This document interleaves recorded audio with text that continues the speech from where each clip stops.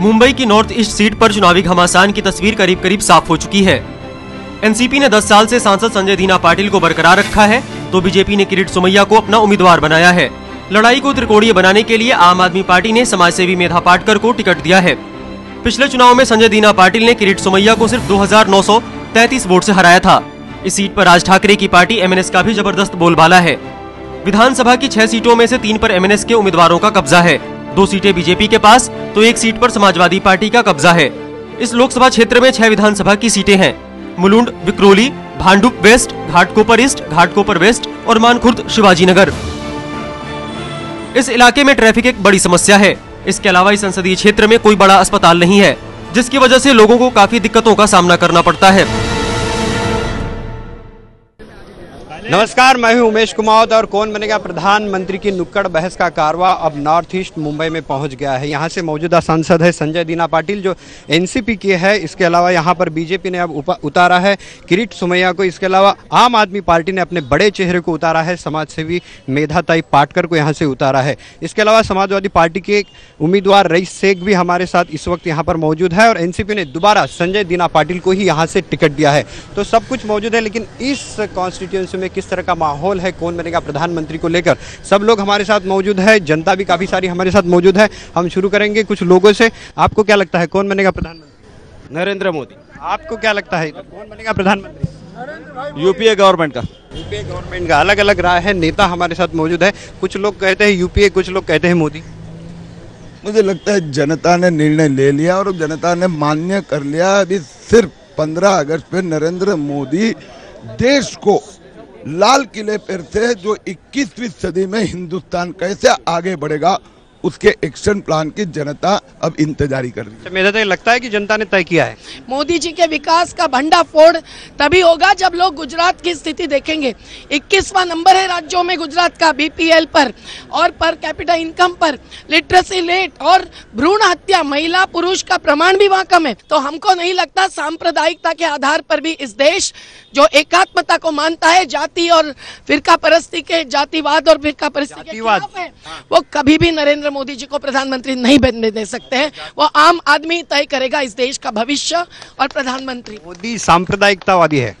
अब यह 12 साल से ये जो तो कोल्ड सोशलिस्ट एक्टिविस्ट 12 साल से गला बैठ गया इनका, लेकिन हिंदुस्तान की जनता ने एक शब्द नहीं सुना। अब उन्होंने अपने कपड़े चेंज कर लिया, दूसरा मुखौटा पॉलिटिक्स का पकड़ने पहनने का तय किया। 12 साल नहीं 30 साल हो गए हैं और 38 साल कार्य हुआ है, जिसमें से 17 साल से मुंबई में ही है और कोई पॉलिटिक्स में हम नहीं थे ऐसा कोई नहीं कह सकता।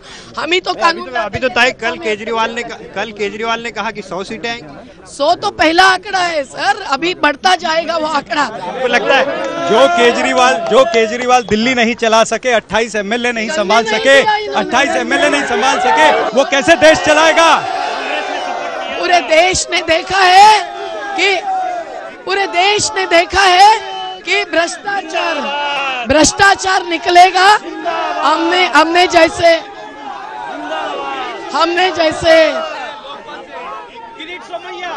फिर से वही तमाशा हो रहा है जो पार्लियामेंट में हो रहा था। बोलने नहीं देते हैं ये, और जब बोलने नहीं दिया जाता एक मुख्यमंत्री को तो ये जरूरी होता है कि हम जनता के पास वापस। सत्ता का त्याग और किसी पार्टी के किसी सरकार ने नहीं किया, केवल अरविंद केजरीवाल ने किया। ये ध्यान में रखिए। सत्ता का त्याग किया है। दिल्ली में अराजकता आई है, अगर इस देश में अराजकता लानी है तो इस देश का आम आदमी केजरीवाल को चुनेगा। अगर अराजकता नहीं लानी है तो कांग्रेस को चुनेगा, यूपीए को चुनेगा। यूपीए, आपको लगता है भाई कि यूपीए को चुनेंगे लोग? बिल्कुल, यूपीए को जनता ने रिजेक्ट कर दिया है। इनकी हालत पूरे देश में क्या ये खुद जानते हैं, इसीलिए आज दूसरे षड्यंत्र करके जनता को चुप कराने की कोशिश करते हैं। ये जो तरीका है इनका, ये सच्चाई की आवाज को दबाना चाहते हैं। अच्छा, ये तरीका सच्चाई की आवाज को दबाने का तरीका है। बोल रहे हैं कि यूपीए का ये तरीका सच्चाई की आवाज को दबाने का है। नहीं, दबाने का बिल्कुल नहीं। पंतप्रधान होगा वो यूपीए का ही होगा, विकास काम के मुद्दों पर होगा, जो धर्मनिरपेक्षता हमारे पास है उसके ऊपर होगा, और कोई भी रक्त लांछित जिनका हाथ है उनको कोई प्रधानमंत्री बनने नहीं देंगे भारत की जनता। अगर वो मुंगेरी लाल के हसीन सपने देखते हैं तो उनको देखने दो। मोदी के हाथ में खून है।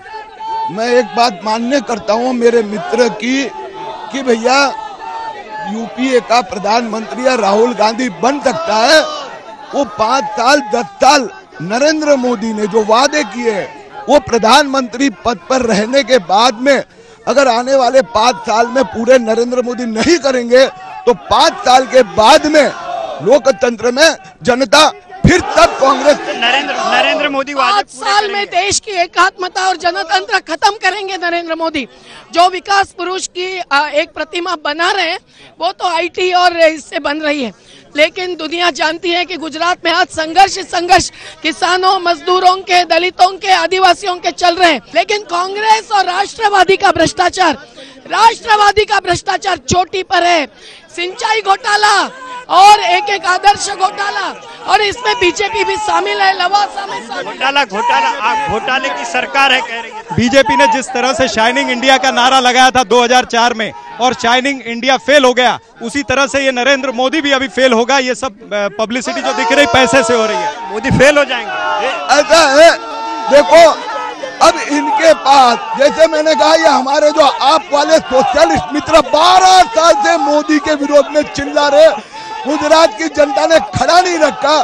इसी प्रकार से हमारे बाकी मित्र, दूसरा कोई मुद्दा नहीं है, क्योंकि जनता चाहती है मोदी मोदी मोदी। ये जनता मोदी मुद्दा है। मुद्दा देता हूं मैं। देखिए आज भारत की स्थिति ऐसी है, केरला, तमिलनाडु, आंध्र प्रदेश, पौंडीचेरी और कश्मीर, ये जो 171 सीट है उनमें से खाली एक बीजेपी का सांसद है, खाली एक सांसद है। कौन से मुद्दे पर ये लोग बोलते हैं कि हम प्रधानमंत्री बनेंगे या बीजेपी की सत्ता लाएंगे? कभी भी नहीं, यूपीए का प्रधानमंत्री आएगा। नहीं, मोदी के पास सांसद नहीं रहेंगे। जो नरेंद्र मोदी एक समाज को उसकी टोपी पहन के इज्जत नहीं दे सकता, वो आज पूरी जनता को टोपी पहनाने आया है। ऐसे नरेंद्र मोदी और ऐसे शरद पवार जो उनकी हिमायत करते हैं, दोनों को रोकने के लिए समाजवादी पार्टी। अच्छा, मोदी टोपी नहीं पहनते कहते हैं?